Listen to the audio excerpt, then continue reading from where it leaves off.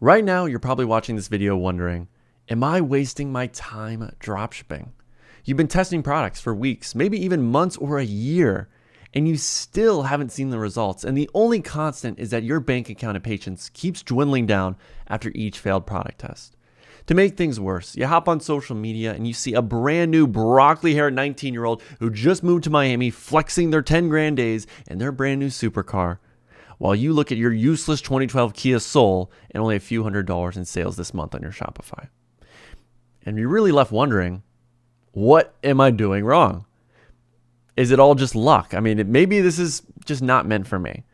And that feeling of just being completely lost, or frankly, maybe even a little embarrassed at the lack of progress you made, is something that every single successful dropshipper, including myself, has felt to a T in the beginning of this journey. In fact, 7 years ago, I was in your shoes. I was a complete loser. Just messing. But I was someone who really had no direction in my life. And I felt like I wasn't even scratching my potential whatsoever, as I would see kids my age making thousands of dollars a day with this business model, while I was struggling to set up my first Shopify store. And really, the difference between then and now is someone who has multiple stores that do over 7 figures a year in sales. I'll, do a quick little flex check for you guys. Got to make sure I hide the store name. But to doing over, $500,000 with one of my brands, and obviously I have other ones as well, is that I just discovered a simple blueprint that really breaks down into 6 key stages. And I want to break down each one of those stages. I mean, the 24 failed product tests I had before my first winner, the getting my first winner, and then feeling content and going back to square one, the just constant mistakes I feel like everyone makes, so that when it's your turn in your journey and you reach one of these stages, what you should be doing to avoid those same pitfalls. Now, the first stage in every successful dropshipper's journey is you have to hit rock bottom. I believe that is the catalyst to actually becoming successful in really any business model. Is you can't be content with where you're currently at in life. Now, I would have never started being an entrepreneur or making these videos or testing dropshipping products if one key event didn't happen. So to give you a little context, when I was 15 years old, I went to a private school. I know, pamper, trust fund, Nepo baby, everything in the books. I always say to girls at the bar, and they'll be like, what's the biggest adversity you face? And I'd be like, there would be some years where my parents wouldn't even make $500,000 a year. We didn't even have a boat. I was the laughing stock of my private school. Usually get some sympathy points or at least some laughs. But anyways, I grew up upper middle class. I was financially pretty set, if I'm really being honest. Now, my parents didn't have a business or anything where, like, if I totally just flunked out, oh, cool, I can just get a job at my dad's company. None of that. But we weren't struggling financially whatsoever. So I went to a private school where I was eventually kind of groomed to be a financial investor. I wanted to be either that or a banker on Wall Street. And I took my AP classes, I took honors, I was doing very well in school until one moment where I'd gotten expelled. Now, this expulsion happened because I got suspended multiple times. One of them being that this school I was in had an international exchange program where we would send kids to Spain and then they would send Spanish kids to us. And I fell in love with this beautiful Spain girl in my ceramics class. Yes, it was that bougie of a private school where we were making ceramics as a class, who sat right next to me, and she seduced me. She turned me into a man. And we did some public displays of affection that are not allowed on campus. And it culminated with one day, while we were at lunch on the football field, she took me to the bathroom, and things happened, and a landscaper saw that and reported me. Story for another day. If I ever do podcasts, I could get into that. But eventually, what happened was that I got expelled, and my parents disowned me. I didn't even talk to them that summer. They were so disappointed. I would be playing video games like FIFA and Madden just to try to get my head off of things, because I realized my future is completely now in limbo. I'm not going to get into an elite school at all. And I felt like this broken compass with zero direction. I had hit rock bottom. I didn't know what to do. And I feel like as you go through this journey and you're evaluating your own life, that has to be something that also resonates with you. You can't be content with the job you currently have, or the classes you're currently taking, or just whatever direction that life has right now chosen for you. That path that you thought you were going to go down can no longer be viable. You have to feel disgusted usually by it. That this traditional path that most likely your parents or your friends or some other outside influence directly influenced you on isn't what you actually truly want.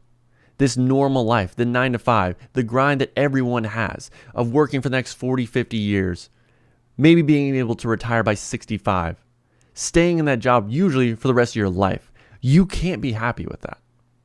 Because if you are, and if you are still content enough to where it doesn't force you to change, if you don't see anything fundamentally wrong with where you're currently at, you're not going to have the motivation or the discipline or the why to want to start a business because of the obstacles that you will face, but the reward will be worth it if you can overcome those. So that's usually the starting block. This is stage 1. You have to hit rock bottom.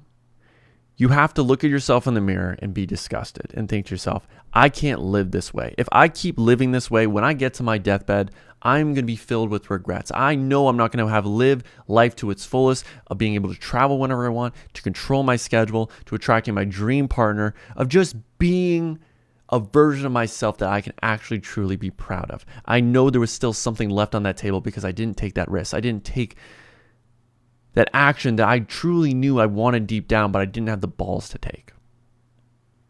Now, stage 2 for me was the journey of discovering what can I do to reach my potential now that I am off that traditional path that I was so set on. So after I got expelled when I was 16, I researched how to make money online as a teenager. And I stumbled upon dropshipping. I would see these videos on YouTube with kids my age, Sebastian Escueda, Noah Brewer, all these guys, Tanner Plains, that were literally my age making thousands of dollars a day with dropshipping. And I thought these kids weren't smarter than me. They weren't harder working than me, but they just found a vehicle that with the right knowledge and the right blueprint, anyone can be successful with. And that's what you have to believe. You have to be motivated. You have to see what's out there and what the potential is so that you realize that can be you. And it truly can. It just requires the right discipline, the right foundation, the right blueprint, and ideally learning from someone who's already gone through this journey. But that foreshadows later stages. So I started my first dropshipping store and it took me a month. I had no clue what I was doing. I was like, I would say a dog given a PS5 controller. I was smashing buttons. I was licking it. I had no idea what the hell I was even doing whatsoever. It was like my website was the equivalent of a blind guy wearing mittens smashing on a keyboard. It looked like a scammy website from 1997 for ketamine. It just didn't make much sense. But I launched my first ads, and after a few weeks of getting a few link clicks and really no sales, I was being driven to soccer practice by my parents because I didn't have a driver's license, even though I was 17 years old, and you can get one in Florida. But I was in my car, or I was in their car, refreshing my phone, and I heard that ding. Ka-ching! And when I heard that sound, and I clicked my orders, I realized I had gotten my first one. And honestly, that feeling of when you get that first sale, it's not even about really the first sale. It's just the proof that you can make money on the internet, that you can literally set up a store that can make you money while you sleep or while you're at soccer or while you're doing anything. It works while you're not working. That you can literally create a business, something out of nothing with the right strategies and the right product and the right offer. And it is addictive. It is more addictive than any ketamine, cocaine, or drug you could possibly do. It's even more addictive than love, if you ask me. Then again, never been in it. Couldn't tell you. But yes, when I got that first sale, honestly, it's like, I think believing in your whole life that unicorns do exist, but you can't prove it. And then one day you finally see one in your backyard and you're just losing your mind. You're like, oh my God, everyone was totally wrong. They didn't realize they're stuck in the matrix. This is possible. I told you, Mom, Santa is real. But it really is addicting. And when I got that first sale, I was like, okay, if I just figure out a few tweaks, if I keep improving my websites, if I keep improving my ads and just put in the reps, eventually I'm going to brute force my way to having my first winner in my first real successful business. So that's usually the first stage that you have to reach after rock bottom. Make your first sale, set up your first website, get your first product tests out of the way. They're going to be terrible. But just by taking the action, instead of just constantly being addicted to watching YouTube videos, which you are going to be in the beginning, that's totally natural because you have to learn at least one strategy. You need to learn the basics. But once you learn the basics, throw some things up, just throw some stuff at a wall. It's not going to be successful, but just by getting those lessons, learning, reading the numbers, seeing where you need to improve, that gives you a head start. That gives you a foundation. So I always recommend do it on your own first off. And then you'll realize eventually you don't know anything. Because stage 3 is when you reach the peak of, I would say, Mount Stupid. And this is where you're about 3 to 6 months in. Maybe you test about 10 products, 10, 15, 20, who knows. When I reached that 6-month mark in stage 3, I'd actually gone completely broke.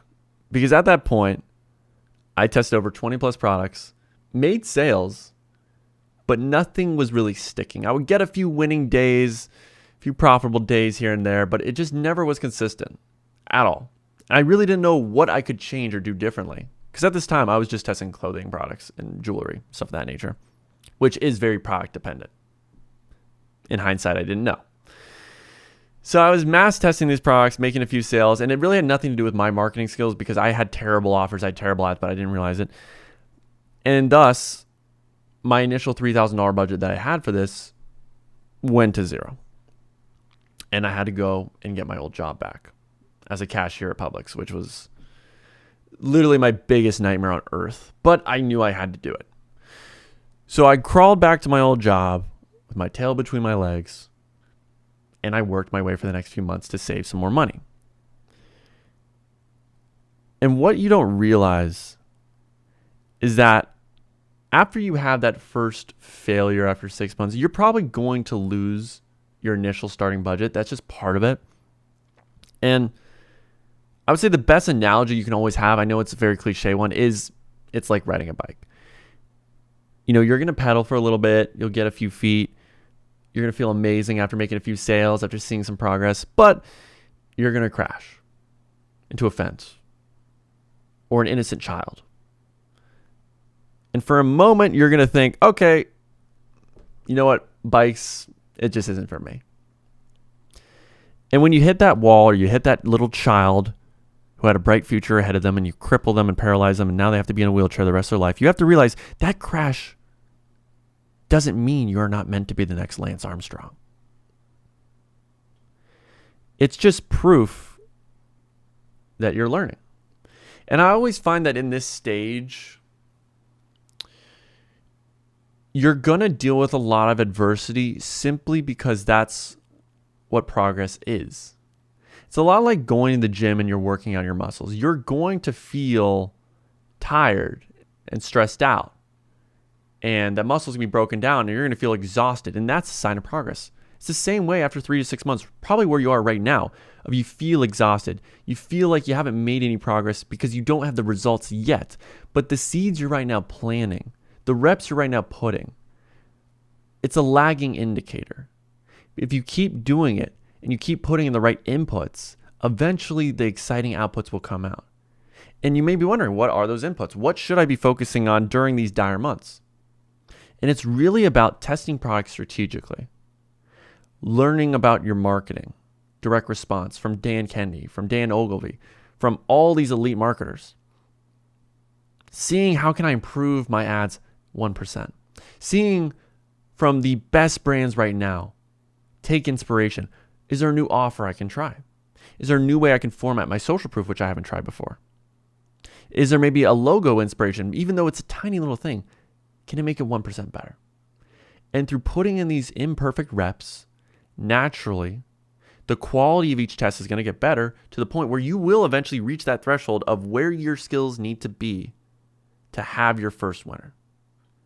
But your website from test 1 to test 20 should feel drastically different. But if it's exactly the same, that's where you have an issue. You're not improving. You're not iterating. You think you know everything. And you got to realize if you haven't seen the success yet, you need to check your ego at the door and realize you don't know shit. You don't know what you don't know. You don't know your blind spots until you get into stage 4. So for me, after 6 months of testing 20 plus products, going bankrupt, then getting my next bankroll of around a few $1,000s, saving up for a few months as a cashier, I decided I needed help. At this point, I'd done probably close to $30,000 in sales my first 6 months, no profit. I didn't know how to be profitable. So I decided to enroll the help of a guy named Noah Brewer, who was my first ever real mentor.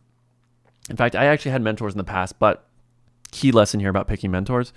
I paid my first mentor $100 for a month of coaching, and he blocked me right after I sent the money. So if you want a really good coach who actually has results and has their own stores, realize they're going to charge what they're worth. And a really good mentor who has a structured program, who already has results, and we'll get back into that. When it comes to picking the right mentor, make sure first off, they already have YouTube videos and information for free where you've gained value, you've tried the strategies, and you've seen that it does work. Then make sure they actually have students that are real in interviews, ideally, with said students to show you that the strategies work for other people outside of just the mentor, because there's a lot of mentors who can get results in their own stores but can't teach other people worth a dick. And I've had plenty of those mentors that suck at that. And then make sure they are still doing whatever the thing is they're teaching. Now, if they check all those boxes, they are going to charge what they are worth because they understand that the value of the information they're teaching actually does get tangible results, and that is obviously worth a good amount of money. And that's why I decided to invest about $1,500 a month into my first real mentor, Noah Brewer, which at the time, as a 17-year-old, was very scary. So I got into his program and I thought I knew everything. I was at the top amount stupid where I was like, okay, my websites, they've made sales, so have my ads. I'm on to something here. I probably just need 1 or 2 tweaks. And he looked at my website on our first call, and I will never forget it because it was like putting on glasses for the first time when you didn't even realize you needed them. Because suddenly everything that was blurry that I didn't even realize was blurry became crystal clear as he would just meticulously break down every single section of my website. And I realized, oh my God, my above the fold is wrong. I'm missing this. I don't have any urgency. My offers are crap. My description does not talk to a specific target audience. I'm not using any structure with my description of, let's say, WIFM, what's in it for me? Having every sentence answer that question. Of setting up, here's the problem you're dealing with. Then aggravating, if you don't deal with the problem, here's what's going to happen eventually. And then transitioning into how the best solution is solving this, is getting this result. And my product is exactly that. And then convincing people that my product is the best solution for whatever pain they currently have. It's the easiest, it's the fastest, it's the most reliable, most certain way they can get that result that they've been looking for forever. I didn't understand any of that. I didn't understand social proof and how I should just go from throwing up random reviews so that it looks good to actually strategically making sure each review handles objections, talks about how we have fast shipping, talks about how the product actually works, and talking to multiple customer avatars if I have that. I had no clue. And the same thing with my ads. If I showed you my first ads, oh my goodness gracious, you would believe, oh my God, if he figured it out, that guy is now doing millions of dollars a year in sales. Holy crap, I am way ahead of him. Because you are. With AI, with all these image ad templates, with all these video templates and everything that's out there, you are ahead of me than where I was currently at 6 months into this game. Even if my sales were just a little better. Your skills are way further ahead. It's just, there's a few tweaks. Maybe it's just you haven't found the right product yet and you actually do have the skills developed. It's very rarely that though. It's usually that there's just a few blind spots and you don't know what you don't know because you haven't done it before. And that takes humility to realize. Now, once I realized all those things I was doing wrong, on my 24th product test, I had my first real winner. Not my first, not my second, not my 10th, 24th. And this product was a baseball bat necklace. It was 2 baseball bats, perpendicular, formed across. Christian baseball players went nuts for it. I had the right product page. I had the right offer. My offer was crushing out of the gate. I had an 8% conversion rate on a $40 necklace. You do the math, $3.20 a visitor. I was spending 20 cents a link click. I was getting insane returns, 16x. And I scaled this product within 2 days to over $1,000 a day. And the profit was well over $300. I was making bank. I was like, I have figured this shit out. I am about to be a millionaire. I'm about to be popping bottles with models. I can finally get my gold digging Latina wifey. I can go to the blackjack table, throw it all on black. Sorry, that's roulette. Getting my gambling confused. God, what's wrong with me? Shows you how much of a degenerate I am. Anyways, but I had my first real winner. And I scaled it up to about $30,000 a month in the first month, which was great. Second month did around $50,000. And then I got content. And this is what will happen in stage 4. Once you get a mentor, once you get your first real winning product where you're actually making profit, the biggest lesson I can give to you is don't get content. Don't rest on your laurels. Because the second you stop pushing yourself and stop progressing and feeling like you made it is the second everything goes down. You're not making new ads. You're not testing your offer. You're not testing your website every week. You're just content with where you're at because you think that this roller coaster is going to keep on going up and up and up forever. And I remember this time, I'd take all my profits and instead of really reinvesting back into the business, which, yeah, I did to a certain extent, I went crazy and I bought thousands of dollars worth of shoes. I bought a What the LeBrons for $500. I bought Yeezys. I bought all these crazy designer shoes and just clothes and flashy things because I thought it would make me feel good. And it was something I wanted for a while. And then when I got it, I would barely even wear these things. I had $500 shoes at 17 that I wore maybe twice. Mainly because they're ugly as fuck. And I didn't realize that because my whole fashion sense back then was just whatever is super crazy and wild and stands out, that's what I'm going to wear because I got no attention clearly as a child or in middle school. Something unresolved there. But you just don't want to get content. At that stage, when things are working is when you need to double down. It's when you need to push yourself even further. It's when you need to realize, oh my gosh, now it's time to capitalize and actually build a legit business, build a brand, potentially exit from this brand, get myself at least set up for that because that's where you can make a shit ton of money. And that leads me into stage 5. Once I got my head out of my ass and realized that this product that I was initially scaling that now has died because I didn't capitalize on it. Once I realized that I had the blueprint to make a product work, I started applying it to other products, newer products. And I started to get multiple winners at the same time. And I realized I'd finally gone from just some gambler who was praying for a lucky lottery ticket to hit to now actually realizing I had a repeatable system where I understood the odds. I knew the right calculated moves to make, how to build the website, how to build the ads, how to strategize and build my campaigns, and how to scale them strategically once they were working whenever I had a winning product. I'd finally stopped throwing ads at the wall. This is the next evolution for you guys. Stage 5 is when you actually have a system for testing products, making your ads, creating your website, and your templates that is proven to work, and you just repeat it. Because the stage 4 is about just proving the concept, and stage 5 is proving, is it repeatable? Because you can actually get a winning product and it ends up being a fluke. It does happen. Sometimes you catch a wave. But you don't want to mistake that with being someone who has developed their skills because a lot of times it's not repeatable. And you see that a lot where you see these 19-year-olds or 20-year-olds that have gotten the first winner, they scaled it up, and then they never get another winning product ever again. Because they just got lucky. It does happen. So you should focus on being humble and realizing I need to keep developing my skills. Even if I have a winner, you probably still have a lot more to learn and keep developing with time.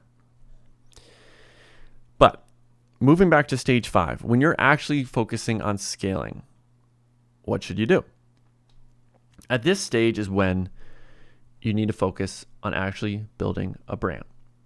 When you have a winning product that's doing over 30 grand a month, over 1 grand a day consistently, you need to build deep relationships with your supplier. Make sure these are the people that you can actually trust and rely on in the long term. Now, it's great to have sourcing agents that are recommended by other people either me, your mentor, whoever you're working with, because that will help speed up that process. But you can also develop those connections by using Upwork or Alibaba and just getting multiple quotes for your product and seeing if you can get someone better, who's more reliable, who's actually dealt with this order of, MOQ for you and your daily order limit. And once you develop that relationship, you need to start delegating the low value tasks in the business, which in dropshipping is specifically customer support and order fulfillment. You should not be doing that. Now, in the beginning, should you do it? Of course. Develop the systems. Realize that you're going to deal with customer requests and things of that nature over and over and over again, and you need to build templates. You need to build systems, build SOPs, so that when you hire a virtual assistant for $4 an hour from the Philippines that's handling this stuff for you, they know exactly what to do. And all you have to do is just check in with them once a day, twice a day, see what the responses were, make sure it's good. And that's what a high-value CEO does. You start removing yourself from the business, slowly but surely. But obviously you have to do it yourself first, so you know how to do the job properly, so that when you train someone else, you know what standards to hold them at. Now, once you start building those systems, once you start building your teams, you really just need like 1 or 2 virtual assistants, if I'm really being honest. But once you do that, you should be able to focus all of your time and attention on the things that actually grow the business. And that's where you make the most money. On doing more research on your target audience, planning out more frameworks of ads, more messaging and angles that you haven't tried before, more offers, different prices, improving your description, your product images, everything. Everything needs to be tweaked and split tested. Keep optimizing, keep taking a step further. And once you do that, and what I did was I followed that process, and I did well over $750,000 with my first store.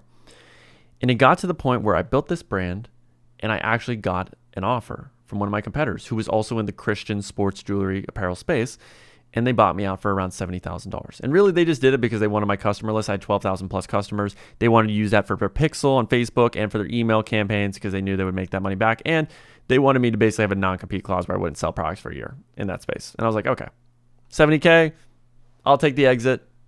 Sounds good to me. And that is something that nowadays I am so focused on. And it's a lesson for you. When you get your first winning product, transition from a general store to a one product store. Start building the brand. Start putting your logo either on the product or the packaging, and start getting UGC, custom content, custom images, custom videos. Make it actually turn into a legitimate brand, and you will get offers. People do want to buy profitable dropshipping stores all the time. Usually the multiplier is about 1 to 2x of whatever the profit is you made during the lifetime of that store. So if you've done, let's say, $50,000 in sales, you probably get a $50,000 profit. You'll probably get an offer of $50,000 or $75,000, maybe even $100,000 if you've really done a good job with the marketing and branding. You just need to think a step ahead at that level once you've proven that this product can scale for you consistently over the course of weeks. Now, what's the final stage of this process? How do you go from 0 to 100,000 to your first few $1 million in sales? Really, at this point, is doubling down on those key things I just mentioned. Taking the skills you've learned, taking the systems, the templates for product pages, the templates for ads, the process you developed for researching your audience and creating winning ads, and applying it to higher value niches. Shapewear, home decor, health products. That's what I personally specialized in. And that's what helped me go from just simple jewelry products that could really only have, I would say, a ceiling of $100,000 to a few $100,000 in sales, to products that, when done right, and when you build the funnel, supplements, massagers, all these products, you can make millions of dollars of sales a year. Now, they are more competitive, and that's where I don't really recommend a lot of times beginners to do them, because you have to have a very deep sophistication of market awareness, messaging, ads, and a frame of reference in your head as to what's already worked in the past so you can craft the right messages. But it all boils down to the same key aspects of you need to have a winning product, the right messaging, specific audience. Those are the core principles. They're universal. But at that level, once you start building these systems, you double down on your team. You have your virtual assistant for customer support, for order fulfillment, and you want them across multiple stores, ideally. Multiple stores where you're scaling products. Because every time you get a winning product, okay, that store is now a one product store. Time to create a new general store where you test some more.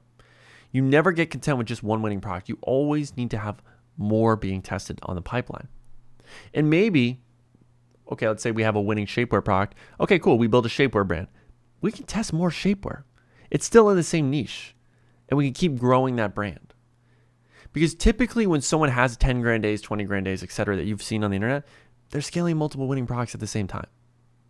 And that just takes never being content and constantly be focused on testing new things all the time. At least two new products a week. That's it. And all it takes to do that consistently is just remove yourself from the business.